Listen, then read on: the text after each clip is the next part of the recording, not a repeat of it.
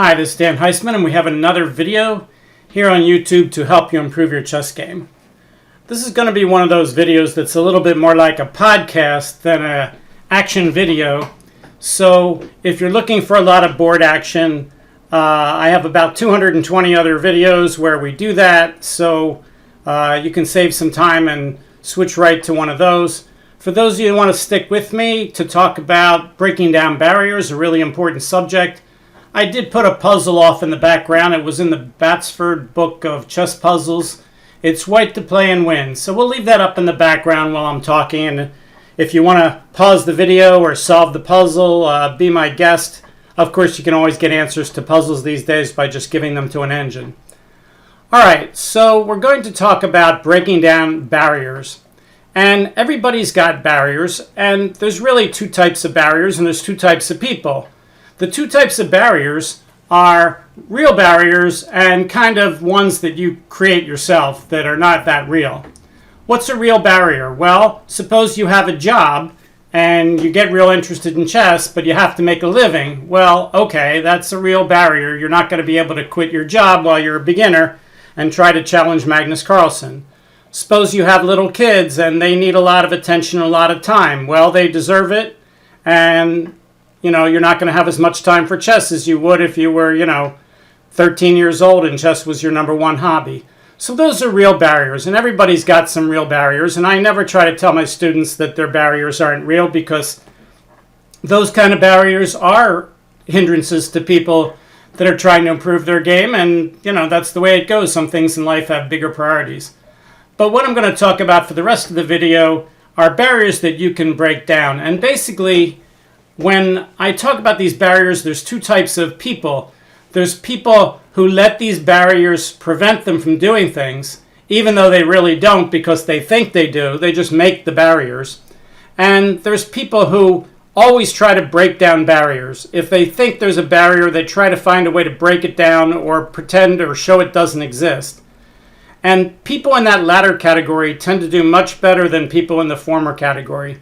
In fact, when I wrote a Novice Nook on the same subject called Breaking Down Barriers, one of my students down in Florida wrote me an email and he said, Dan, after you're long dead and gone and nobody's playing chess anymore, if people read this Novice Nook, they're still going to remember you for this, because it doesn't just apply to chess, it applies to everything.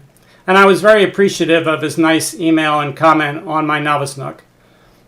Okay, so what's an example of a barrier that people erect? Well, one of the strongest barriers that people erect that are not real barriers are barriers that are due to ratings. I've argued with the U.S. Chess Federation for many years, obviously to no avail, that they use the rating system in the wrong way. The way they use it makes people do things based on ratings. For instance, people will offer draws to players who are higher rated than them in winning positions just because they're afraid of their opponent's rating and they want to gain 3 rating points instead of trying to play for a win. If there were no such thing as ratings and you had a better position, you would never offer someone a draw in a better position if they were some random person that you didn't know anything about. You would say, hey, I'm winning the game, I'm going to try to win. But ratings cause people to do strange things. People take so much care of their rating. They think, oh, the rating's the most important thing, and they try to figure out how they can gain rating points. Well, the best way to gain rating points, of course, is to become a better chess player, and then your rating will go up. But they try to manipulate the rating. For instance, people tell me, oh, I can't play in that tournament because if I play in that tournament, most of the people are lower rated than me, and if I lose to somebody, then I'll lose rating points, so that's not a good tournament for me to play in. So instead of playing in the tournament and learning something, they try to protect their rating and they don't play at all. If you had two people, let's say you clone someone, so you had an identical person, and the one person says, oh, I'm a good Scholastic player and I'm not going to play in any Scholastic tournaments because I'm rated high and all the other Scholastic players are rated low and I have nothing to gain in rating from playing in those tournaments. And let's say he waits 6 months and he plays in the World Open without playing in those tournaments. Well, his rating will still be high, but he has 6 months where he hasn't played. Then we'll take his clone who actually is going to play in those tournaments. And let's say he plays 150 games and he loses more than he should. He loses 15 games where he learned something. but his rating drops because he should have won more than 135 out of the 150 games. He should have won 140. So he's so much higher rated than everyone, so his rating goes down. Which player do you think is going to do better at the World Open? The one who has the higher rating who hasn't played, or the one whose rating went down but he learned something when he lost to those lower rated players? Well, of course, you should bet on the guy who learned something because he's the better player even though his rating's a little bit lower. Now, that's a silly example a little bit, and there's certainly a lot of tournaments where if people were so much lower than you probably shouldn't be playing, but a lot of people take this to extremes and they manipulate which events, which sections they're going to play on, all based on rating considerations instead of how much they can get better. Now, once in a blue moon, it's okay to do that. Like if you're trying to get invited to the U.S. Junior Championship and you need a rating of at least 2450 and you want to play in an event where you can get your rating up to 2450, well, that makes sense. If you can play in a tournament where you can't possibly do that versus one you can, you want to do that. But most of these rating things are artificial. Offering draws to people when you're winning because their rating's higher, being afraid of people that way with ratings. Anything that has to do with rating decisions is usually an artificial barrier. And I could go on and on for the whole video about how people use ratings for artificial barriers, but I think you get the idea. All right, let's talk about some other artificial barriers people put up. Another artificial barrier people put up is because of age. When you play people with age shouldn't really enter into it. You should be able to look at the board and see what they're doing. If they're making good moves, then you have to respond to their good moves. If they're making bad moves, then you have to take your time and respond to the bad moves.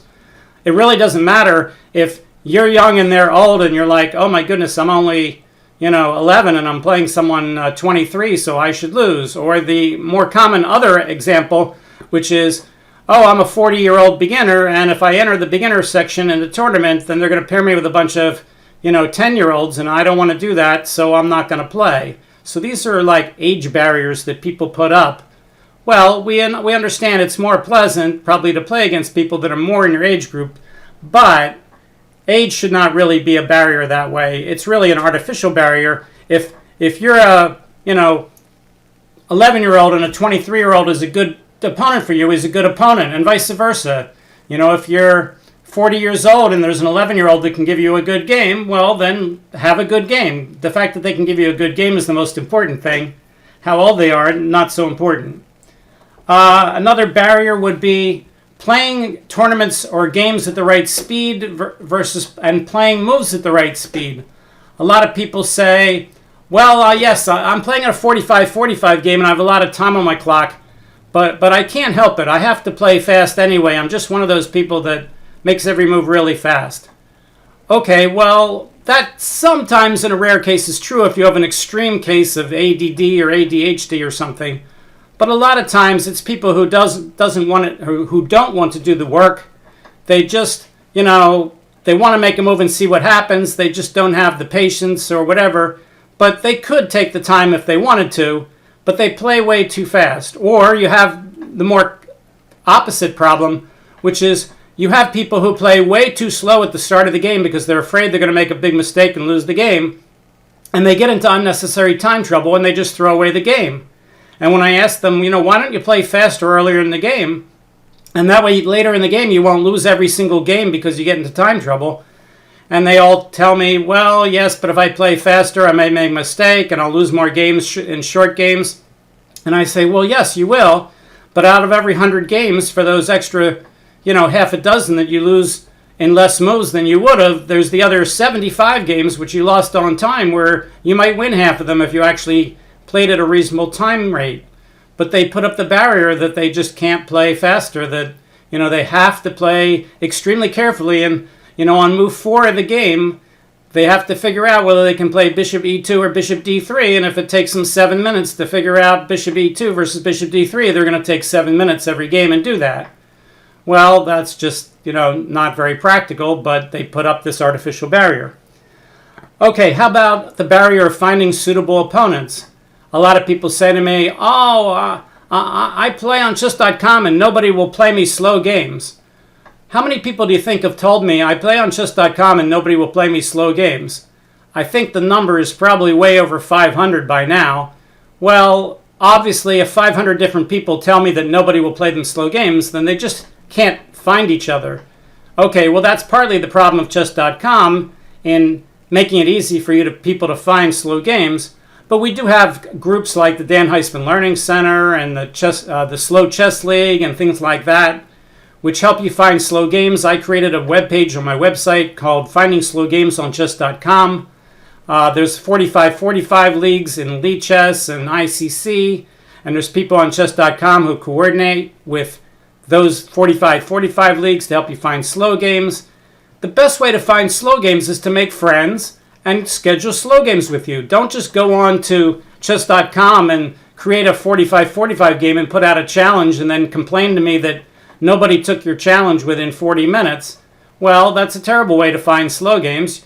Make a bunch of friends and schedule games with them. Does it take a few weeks or a couple months to make a bunch of friends by going to these clubs and these slow leagues and talking to people and finding out, who's around my rating, who plays on Saturdays when I want to play, and how can I create this circle of friends of people that I can challenge? Yes, it takes a little proactive work, but most of the people that I recommend do that work don't do it. Well, that's an artificial barrier they're putting up, that they really don't want to spend that time trying to build up a circle of friends that they can challenge to play online games. Another thing people don't do, where they put up a barrier, is looking up their games afterwards in an opening book or a database or an engine and saying, next time I play this opening, let's see if I can, figure out what I should do differently. What are some of the barriers they put up? Oh, well, yeah, I played the game online, but it was online, and afterwards my opponent wouldn't go over the game with me, and then I really kind of lost interest, and I forgot to look it up in the database. Or, yes, I bought MCO 15, and I don't know how to use it. I really didn't want to read the introduction on how to use it, and I tried to look up one game, and I couldn't really do it, so I gave up on the book, and it's been sitting on my bookshelf for the last 12 years. That kind of stuff. They put up all these barriers on why they can't look up their openings after the game, and then they just keep making the same mistakes game after game after game, year after year after year. Okay, what's another barrier? People don't want to go to clubs or tournaments for a variety of reasons. Well, there's a good barrier there these days. The good barrier is that with COVID out there, a lot of the clubs and tournaments had to shut down for a while for health reasons, and that's a real barrier. That's not the kind of barriers we're talking about in today's video. But before that, and now hopefully if when things start to get better and more people get vaccinated, we'll go back to kind of the old days where the artificial barriers go up. And when I ask people, why don't you go to a local club? Some of the answers I get are, well, I do go to the club, but they play fast there and I want to play slow. All right, well, that's true, but did you go up to the person who runs the club and say, if I organize some slow games, will you let me do that? Because it's not that hard to organize slow games, and very few people running a club will prohibit you. They might say, gee, we mostly play fast games here. But on the other hand, if you say, I'll try to organize some slow games with people who are willing to play slow that can come to the club, most people would say, oh, good, if you're going to do the work, go ahead and do that. So you can break these barriers down. Or they'll say, oh, I went to a tournament, and the first person I played got up during the game and went to the bathroom, and I think he was probably using a computer, so I'm never going back. Or he got up and he talked to his friend for a minute, and I think they were talking about my game and cheating, so I'm not going back. Or I went to a tournament and my first person I played was mean to me. He slammed the pieces down when he was checkmating me, so I'm never going back. This kind of barriers they put up. Well, of course, if you're going to go to a tournament and you play hundreds of different people, are some of them going to be a little rude, or some of them not going to act the way that you expect? Well, yes, of course. And they might talk to their friend during the game? Yes. Are they cheating? No, because the rules prevent them from cheating. So 99% of the people who are talking to their friend during the game understand the rules and they don't cheat, but the rules don't prohibit them from talking to their friend. The rules just prohibit them from talking about their game. And most people understand that, and that's what they do. Do one in a million there cheat and do bad things? Yes, but do most people? Of course not. So, again, we've got all these barriers. Another barrier I run into quite a bit is I can't go to the tournament because it's 5 rounds, and on Saturday night, I'm going to go out and do something, so I can't play in the tournament. And then I say to them, well, have you ever heard of a bye? And they go, no, what's a bye? And I say a bye is where you can't make a round. So you go to the tournament and you tell the tournament director before the tournament starts, I'm going to play in the tournament, but on Saturday night I'm not going to be here, so can I get a bye in the Saturday night round? And then they'll give you like a half-point bye for that round, and you play the rest of the games. And then people say to me, can you do that? You're allowed to play in a tournament where you don't play all the rounds? And I say, well, of course. If you had to play all the rounds, they would lose a lot of the people. So, there are certain types of tournaments where we want you to play all the rounds. Those would be round-robin tournaments or quads, where you're only playing 3 different people, and everybody's coming there to play the other 3. And if you play the first 2 and go home, then one of the other 3 people is going to miss one of his 3 games, and that's not really fair. But if you're playing in an open tournament with 100 people, and you take a bye in one of the rounds, nobody really cares. You just have to tell the tournament director. And if you're playing in a big tournament like a World Open or something where there's 9 rounds, and you want to miss 2 or 3 of the rounds, the tournament director is perfectly happy with that. In fact, as I tell people somewhat humorously, you could go to a tournament, pay your $100 to enter, and tell the tournament director you're not going to play any of the rounds. You want to buy in as many rounds as you can, and otherwise you're not going to play any games. And the tournament director would be like, well, why are you giving me the $100 then? But they'll take your $100 and say, all right, fine, you're in the tournament, you're an official entry in the tournament, but you're not going to play any of the rounds. Okay. Doesn't make any sense, but the point is, not being able to play in one of the rounds should not be a barrier, but people make it a barrier because they don't actually ask anybody, do I have to play all the rounds? They just assume they have to play all the rounds, so that creates the barrier for them that if they can't play all the rounds, then they can't play in the tournament. Okay, so that's another barrier that people have. What's another barrier that people put up? Well, one of the big homeworks that I give my students is read over lots and lots and lots of annotated master games. You want to read as many games as you can. You want to read as many different authors as you can. You want to preferably start with what I call instructive anthologies, and I have a list of those at my website.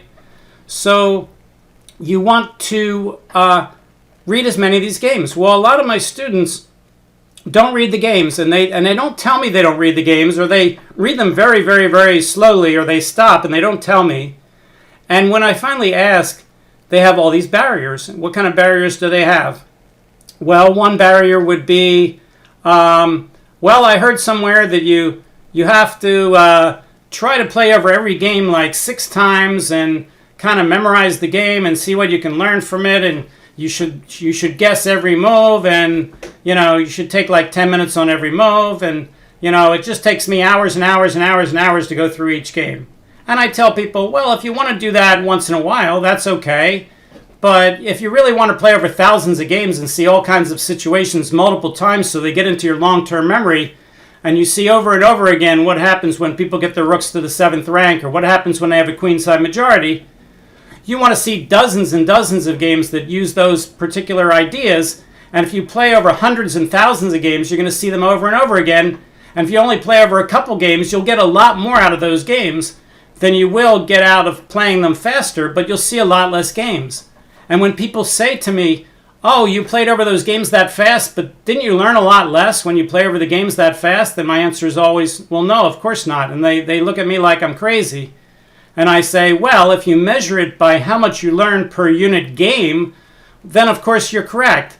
But learning per unit game is not the right measure. The right measure is time. You want to ask, how much are you going to learn per unit time? So for instance, suppose in 1 hour I go over 4 games and you only go over 1. You take one of the 4 I went over and you go over it with a finer tooth comb than I do. And let's assume our learning abilities are about the same. Then you're going to learn a lot more from that one game in an hour than I learned in the 15 minutes that I applied to that one game. But are you going to learn more in that 1 hour than I learned in that same hour when I went over 4 different games?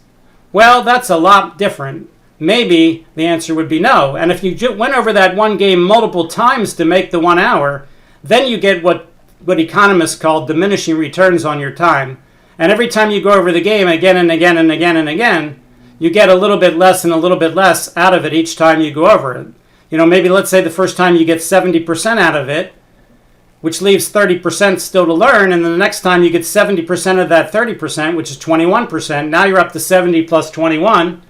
It took you twice as much time, but you went from 70 to 91, and the next time you go over it, it's 70% of the next 9%, which is 6.3, so you get another 6.3%.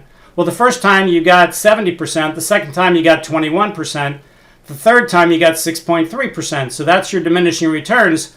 You are learning more and more, but you're getting less and less per unit time out of your time. So I told people the first 3 years that I played tournament chess, I went over about 2,000 annotated master games.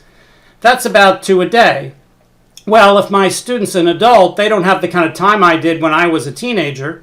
So I don't expect them to be able to go through 2 games a day like I did. But a lot of people go way, way, way slower. They have all these barriers. They'll say, well, I heard that book wasn't that good, or I could only buy an old edition of the book. I couldn't buy the new edition, which was an algebraic, and the old edition was descriptive. And, looking into descriptive book drove me crazy. And it's interesting to compare their use of descriptive versus algebraic with mine. When I first started, I learned descriptive. And then when I heard there was such a thing as algebraic, and I noticed some of the European magazines were in algebraic, I said, oh, how does that work? I took a few minutes to see how it worked, and I said, oh, I can figure this out. I can read these magazines. So I was getting these European magazines and these books from Europe, and they were in algebraic.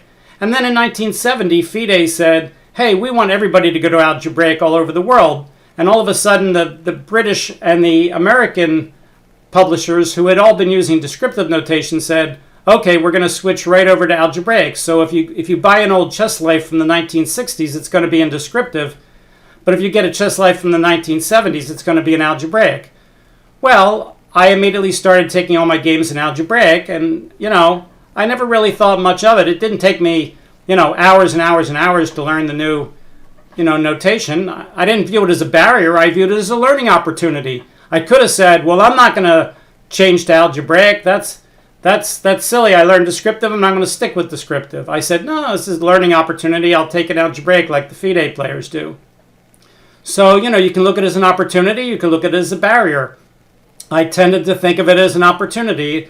And that's, again, what I'm trying to say in this video, that, you want to break down those barriers and get through them and learn something and try to get to be as good a player as you can, and don't put up barriers that are stopping you. Okay, let's see. What other barrier do I have here?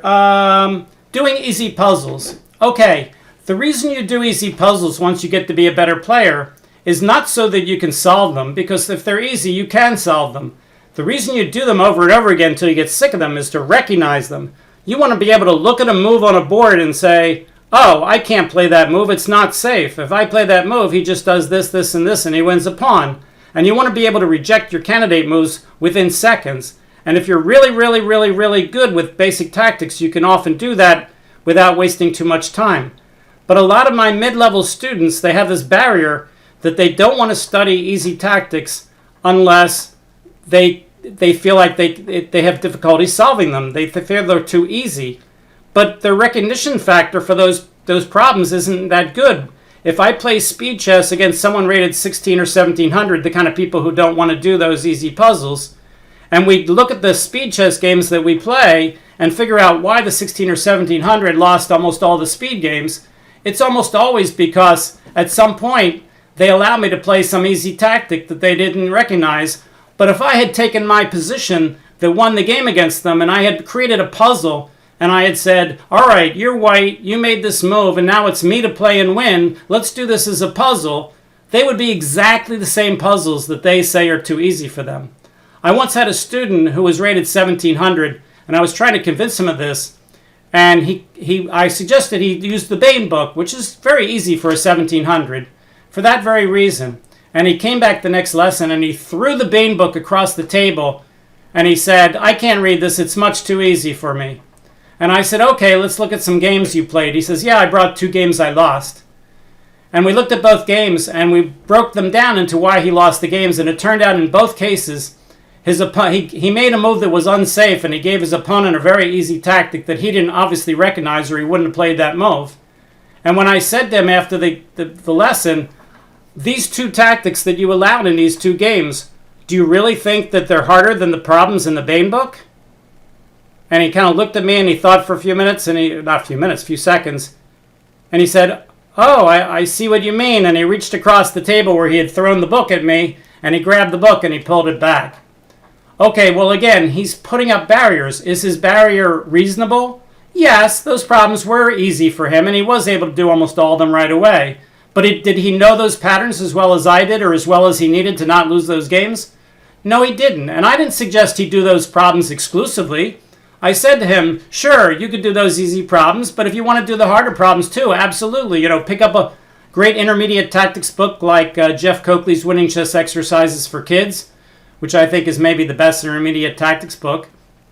And do that too. If you're 16, 1700, you absolutely should do that.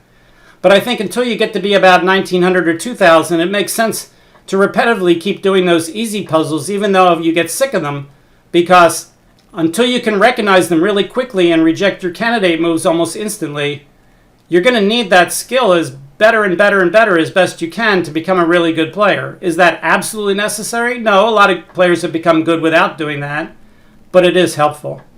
All right, so today we've talked about a bunch of barriers.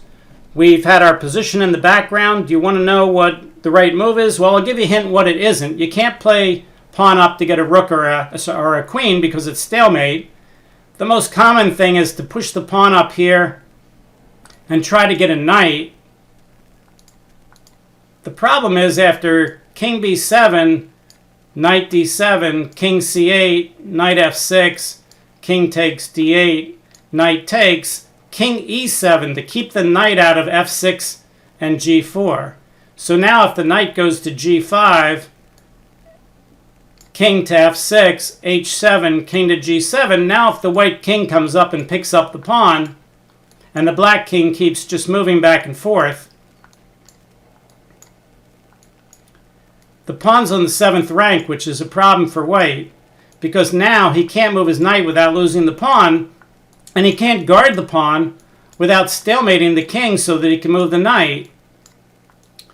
So here the white king can't get closer without stalemate. And if the white king comes around this way, well, let's triangulate there. King here, king here, king here, king here. I can't come up and guard the pawn to free my knight because it's stalemate. So it turns out that the answer is not to get a rook. It's not to get a queen. It's not to get a knight. And of course, if you just try to save your bishop and let him take the pawn, this isn't going to win either. So that only leaves one thing, and I'll let you figure out the rest. Okay, so today was more like a little podcast. Today's thing was breaking down barriers. It's based on a Novice Nook that was very well received. And hopefully you enjoyed today's video. And if you had some of these barriers, hopefully today's video will help you knock them down. And maybe you'll write an email to me and say, Dan, long after you're gone, this video will live on and help people break down their chess barriers. Thanks very much. If you liked it, you can like, you can subscribe, but even better, tell your friends about the channel Dan Heisman Chess. See you next time. Bye.